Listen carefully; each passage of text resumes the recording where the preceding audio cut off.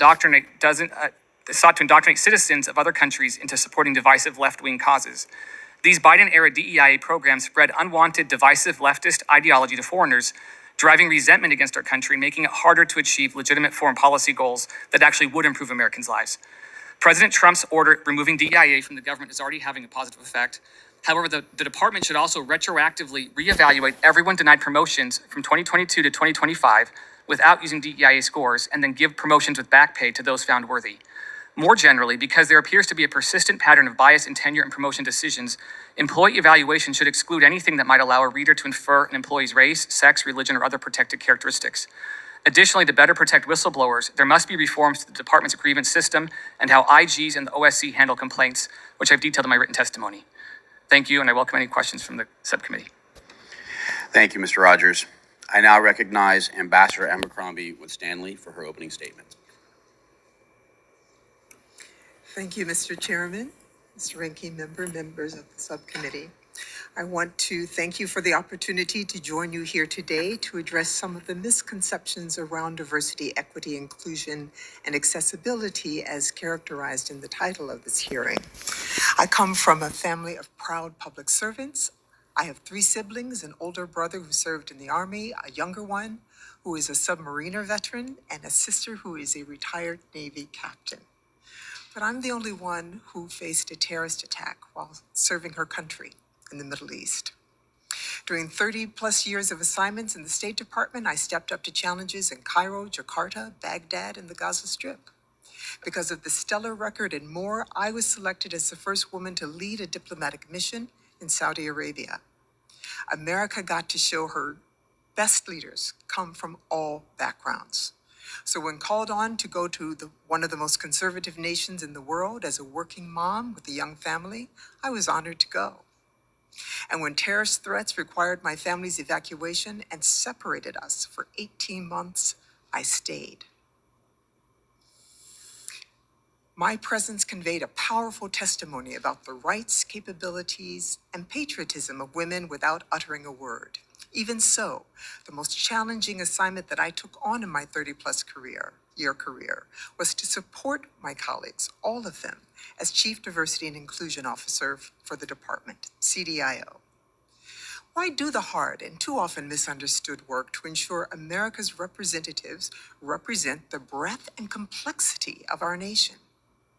Well, as Secretary Rubio said at my first hearing as CDIO, not only is our nation's diversity our strength, but if our workforce doesn't reflect our population, then it merits inquiry. So 3 reasons. We aim to create a system that ensures the very best rise to the top. There's no difference in this administration's stated goal of a merit-based society and the goals of the DEIA effort that I oversaw at the State Department. And we worked to address behavior that too often led to EEO complaints. 2, we wanted to save taxpayer money. It takes hundreds of thousands of dollars to train and ship around the world highly talented and highly trained representatives. When talent leaves early and takes those skills with them, America loses. The department has lost valuable talent, perhaps like the gentleman next to me, because they lost faith in the system. And 3, we have to walk the talk. In order to remain a great power, America's word must be trusted. We've told the world we believe in a level playing field, and our history of service and achievement, from Nobel Prize winner Ralph Bunche, the Tuskegee Airmen, Navajo Code Breakers, and Dr. Summer Attar show the world what we are capable of. And don't forget, the DEIA unit got its start under President Trump, and I thank him for that. But President Biden understood that we needed a larger effort to tackle well-embedded cronyism. Common sense tells us to deal successfully with the world's issues, it's not enough to tap a few viewpoints, a few backgrounds, a few experiences. We need diplomats who can connect and engage with the range of humanity. Foreign service officers advocate for America's priorities at community centers. Government buildings, yes, but factories, remote border crossings, and farms and town squares. And let me be clear. Every change we made, every effort we undertook, every data point we gathered was cleared by our lawyers. The Department of State has some of the finest and most conservative lawyers in the government, and I can confidently say that we followed the law and the intent of Congress. There were no so-called DEIA hires, and anyone who says otherwise is misinformed. Our focus was to dismantle cronyism, bring transparency, and build trust. So let me talk about a few of the programs that we started. Our method of assigning most diplomats is to have a bid list where everybody can see what assignments are open, but in a key position, the Deputy Assistant Secretary position was more secretive. Those positions weren't advertised or competed. You had to be known to the Assistant Secretary or someone in the Assistant Secretary's circle. You had to have the right connections, be in the in crowd. And because of this opacity, only certain people even knew that the position was open and available.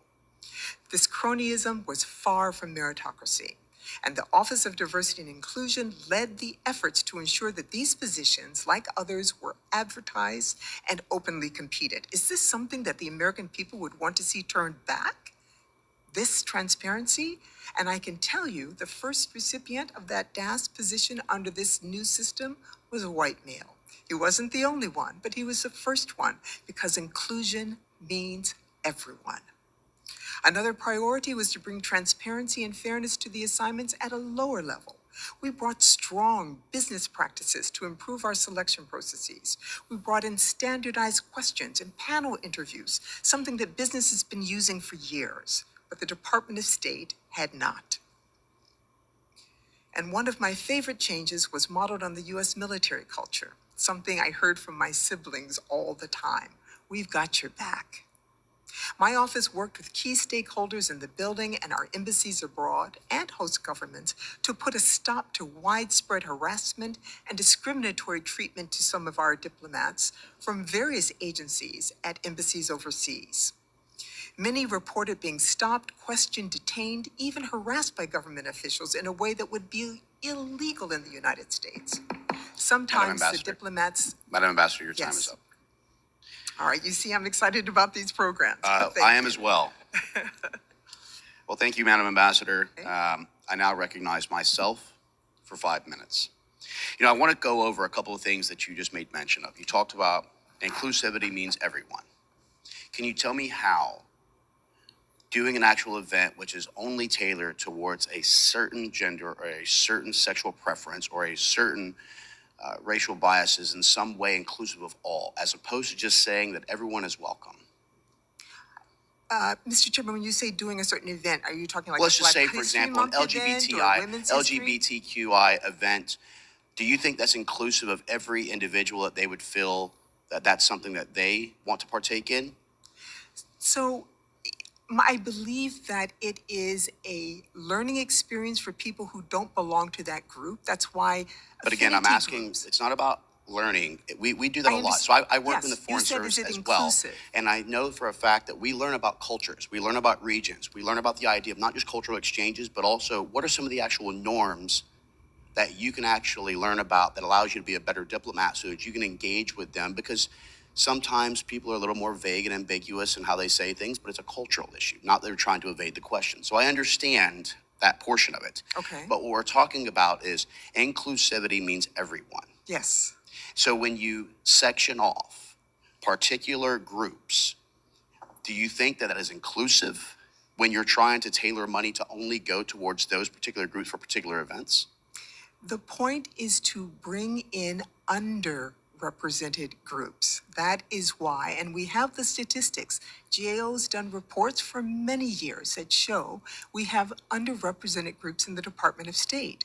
Therefore, while we hire for merit only, we do have to recruit in a more focused fashion for different groups. People But are in don't you different believe, pla- though, that meritocracy should be the only merit in which you're actually judged upon or that you're graded upon? Yes. Shouldn't matter any other factor other than who is the very best at being able to do a job.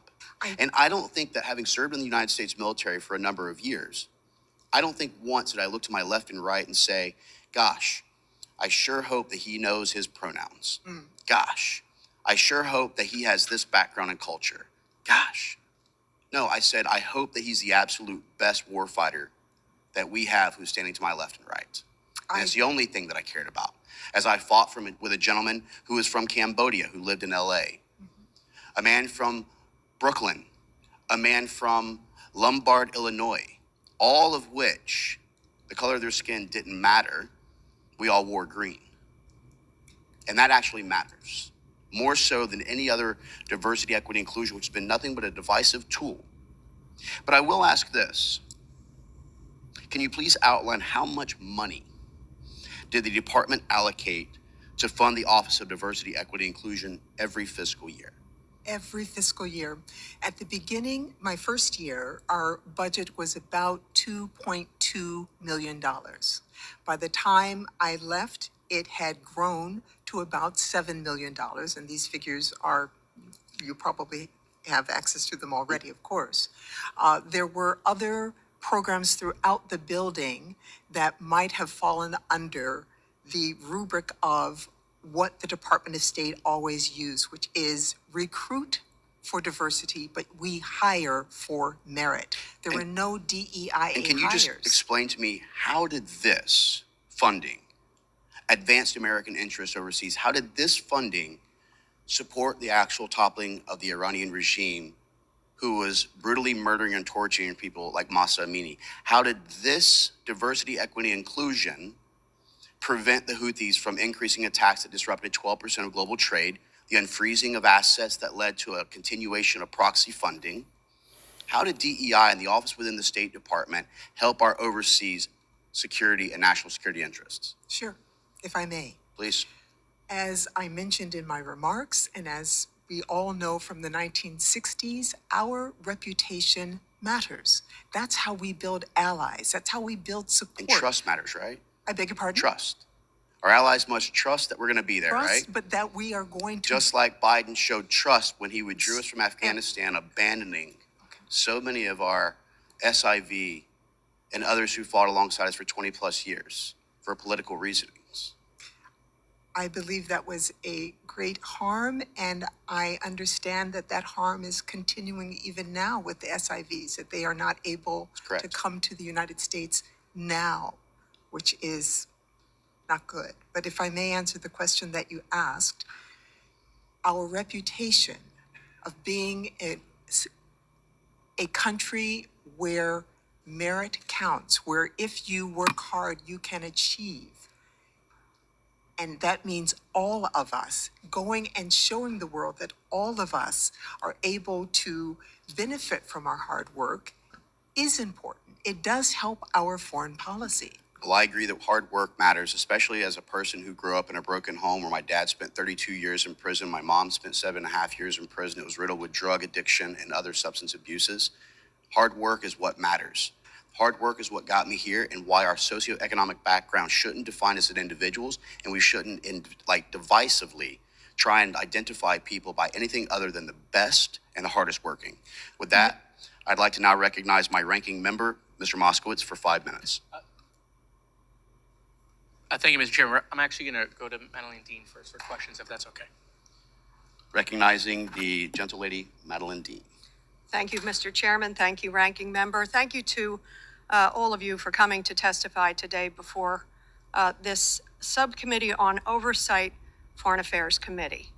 I'm touched by your comments there, your personal comments. I don't know if you know this, but a passion of mine is dealing with learning more about addiction. I have a son in recovery from opioid addiction, 12 and a half years. But we know too many people who don't have that kind of outcome. So I'd like to work with you on that. Thank you. I'm going to start with some words. Pete Buttigieg once explained DEI as a set of opposites. The opposite of diversity is uniformity, he said. The opposite of equity is inequity. The opposite of inclusion is exclusion. The values and principles of our country are not uniformity, inequity, and exclusion. That's not the America I know, nor is it the America I will ever fight for. Mr. Chair, is the committee aware of who is President of the United States today? Donald J. Trump. It's not Joseph R. Biden. This backward look on a topic of DEI is such a misuse of our time. It's a misuse of your time. The role of this Foreign Affairs Committee in oversight is important, yet Republicans have decided that relitigating the Biden administration is a better use of our time. I disagree, because oversight is important. There are plenty of actions by the current administration that warrant oversight. Here are just 3 examples.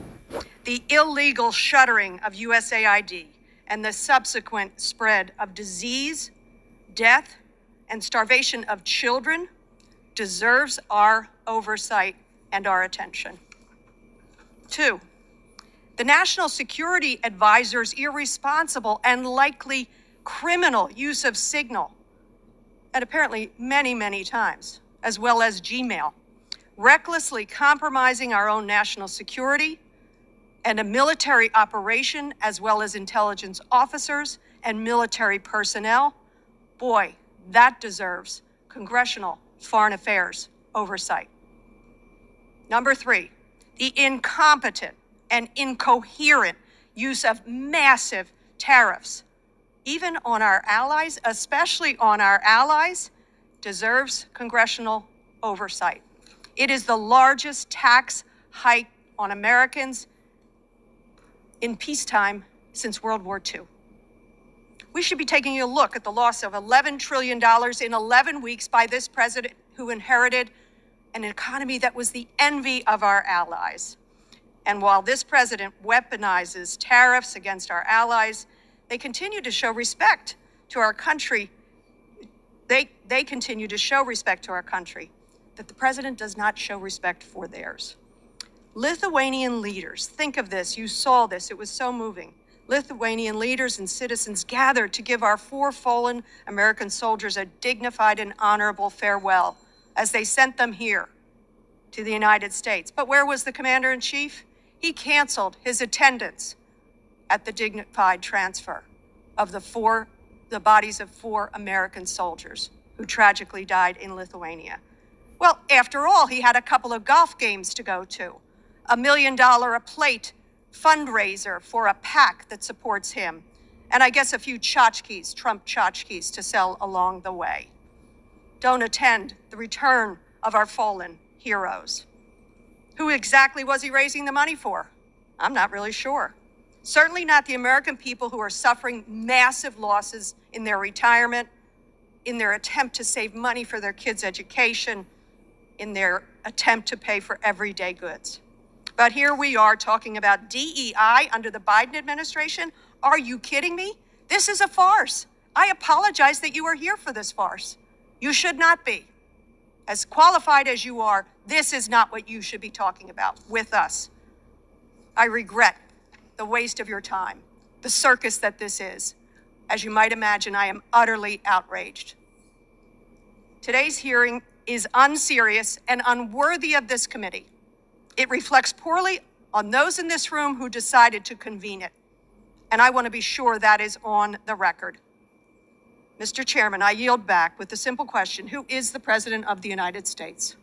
Well, I think it's very obvious that the American people unanimously decided to elect President Donald J. Trump, but I will remind the gentle lady from Pennsylvania that all last Congress in the 118th, all I heard about was the Trump derangement syndrome of Trump, Trump, Trump.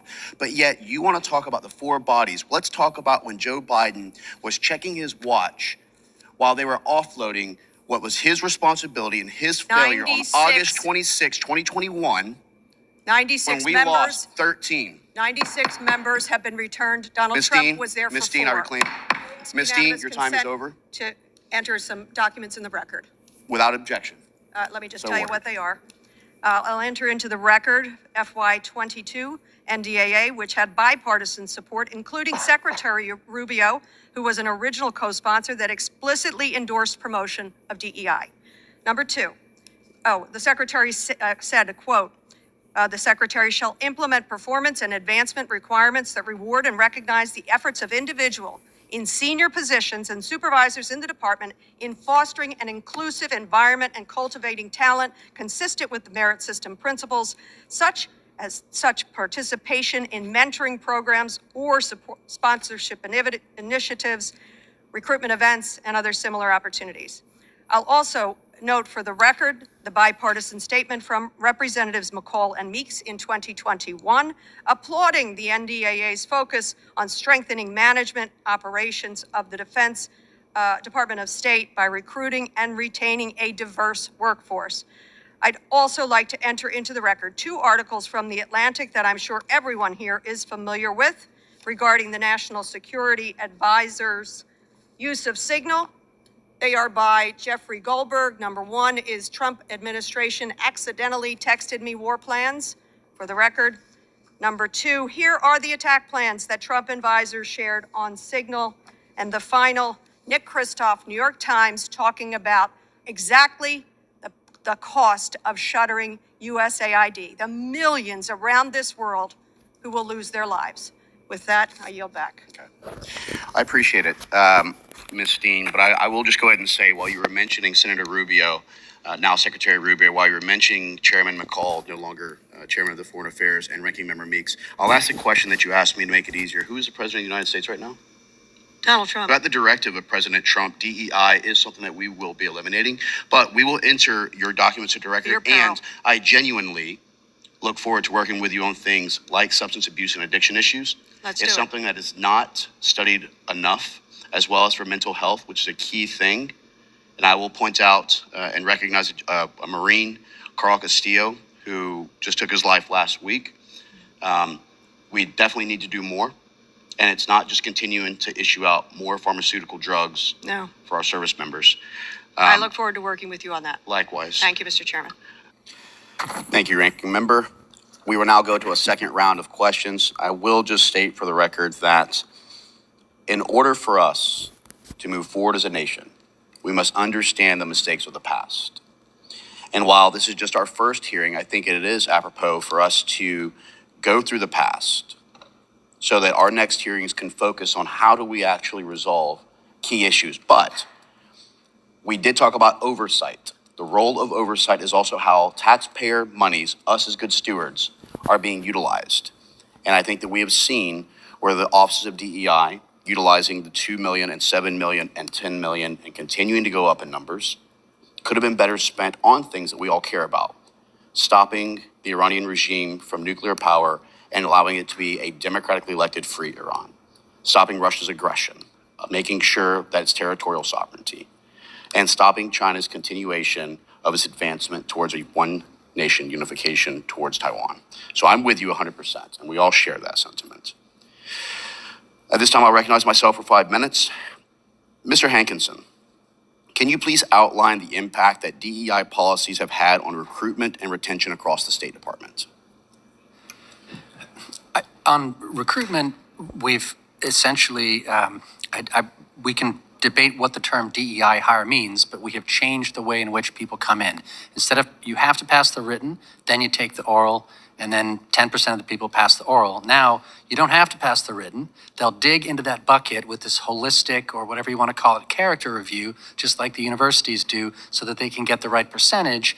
Then they put them into the oral after they've gone through this thing called a qualification evaluations panel, which again looks for personal essay, personal narrative, things that they can find to boost the right percentages, and then they pass 50% in the oral. So it's changed. I would say it's rigged the system to provide results that they want, as opposed to just judge people according to their abilities and merits. And so we've ended up with, and I take the point about diversity of viewpoint, I think is very important. Unfortunately, we've reduced the diversity of viewpoint, and we very much have a more left-wing State Department than we did back in the days of Truman and even 20 years ago.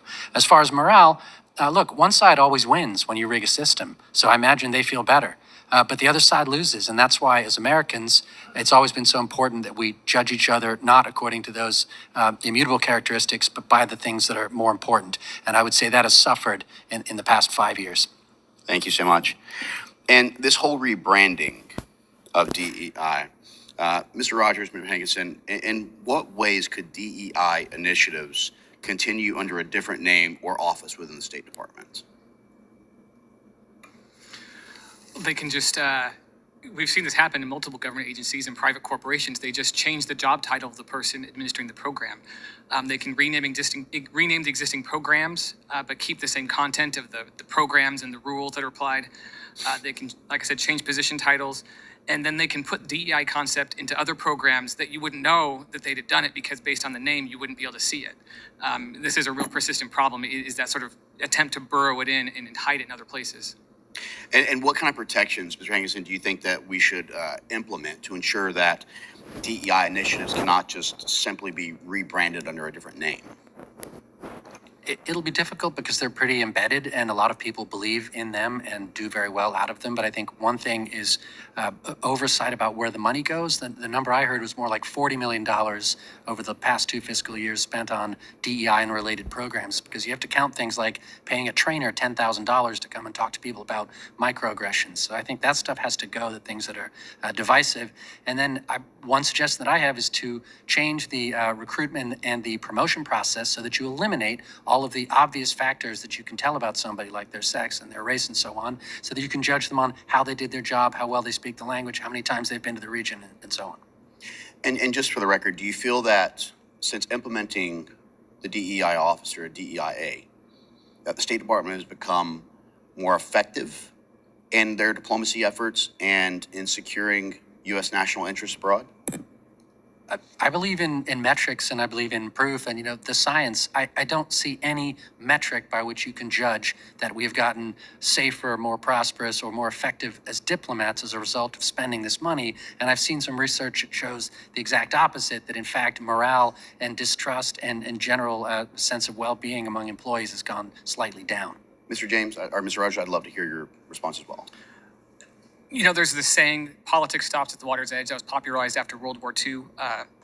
And there's a reason for that. It's because when the department's not just the internal DEI programs, it's this promotion like we talked about in my testimony. The department's been promoting these DEI ideas all over the world. And that doesn't make us safer, because it's taking very divisive, contentious political issues we don't even agree on internally and trying to indoctrinate the rest of the world. The Foreign Service shouldn't be a missionary force to promote a certain ideology. And that encourages resentment among foreigners who don't accept the same cultural values. There's this whole idea from President Wilson of self-determination, and that just completely disrespects that principle that other countries should get to determine their own path forward rather than us dictating it to them. And Madam Ambassador, I'd be happy to hear your comments as well on whether or not you think that our U.S. national and security interests were advanced in areas in the Middle East to help with stabilization as a result of DEIA. Yes, I think they were beginning to be strengthened because we were walking the talk. And there's a reason that businesses, as well as others, change the titles but continue to do the work. That's because they know the value of the work. That's why there are companies like Costco, like Coca-Cola, like ELF that continue with these programs, because they know that it's good for their customers and it's good for their workers. It's good management. If one of the programs I've listed for you is one that you would like to see go away, adding transparency and accountability, these are the things that we were working on to make a more inclusive and accountable and trusted organization. And I would be surprised to hear my colleagues suggest that there shouldn't be transparency in assignments or promotions. My time, unfortunately, has expired, but I believe that rebranding and rechanging the name is just trying to be tricky. With that, I'd like to recognize the gentleman from Illinois, Mr. Schneider, for 5 minutes. Thank you, and thank you for giving us the chance to ask questions again. Mr. Rogers, you talk about the United States promoting ideals or values.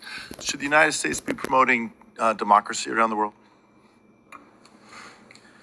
Yes, it should promote democracy, but democracy doesn't include promoting DEIA.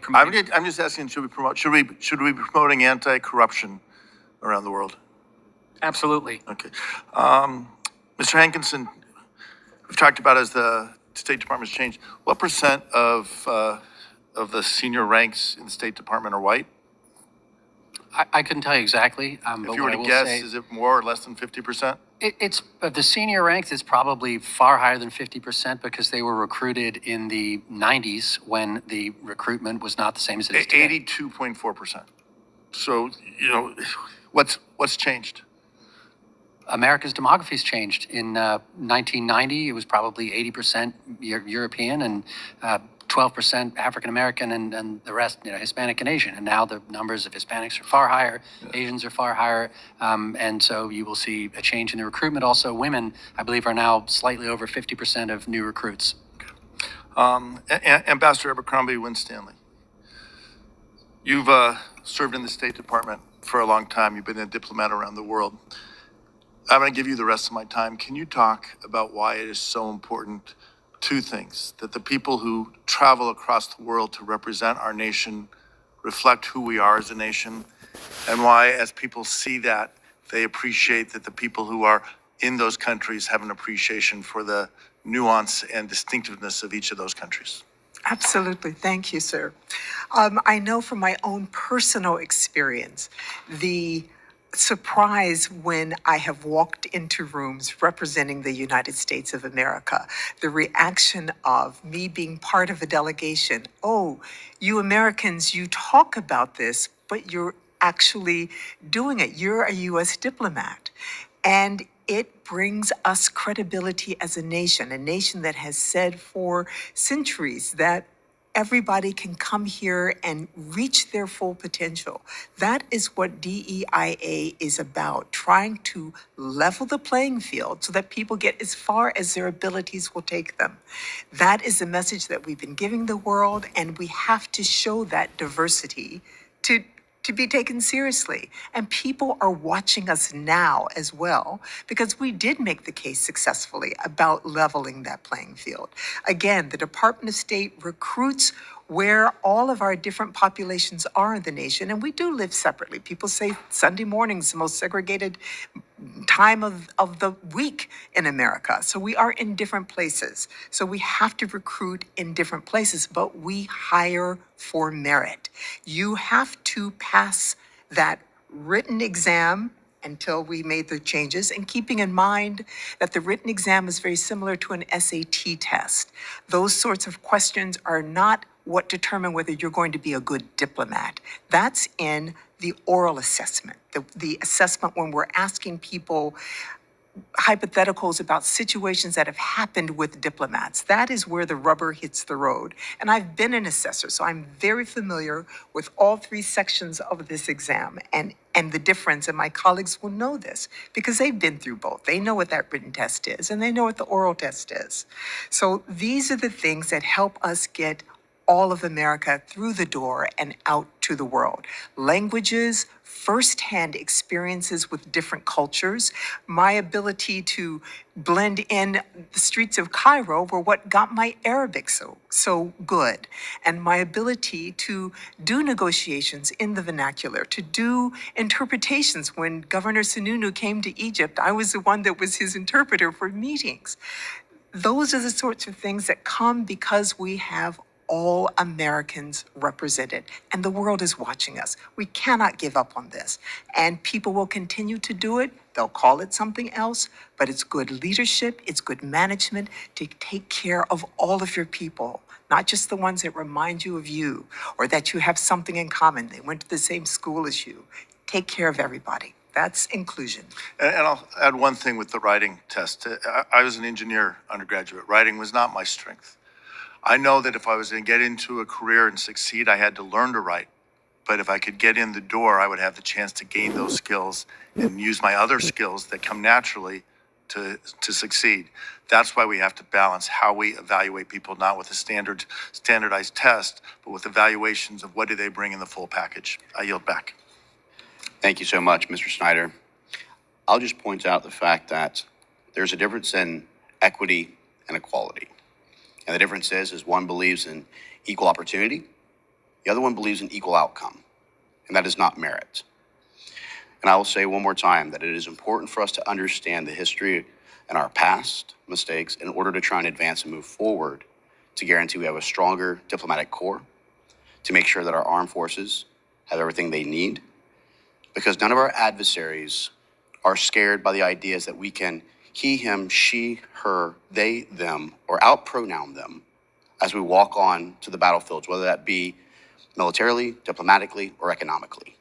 And I can tell you that the Ayatollah in Iran is not sitting there worrying about our diversity, equity, and inclusion. They're worried about the fact that this is the strongest nation on earth. I want to thank the witnesses for their valuable testimonies and the members for the questions.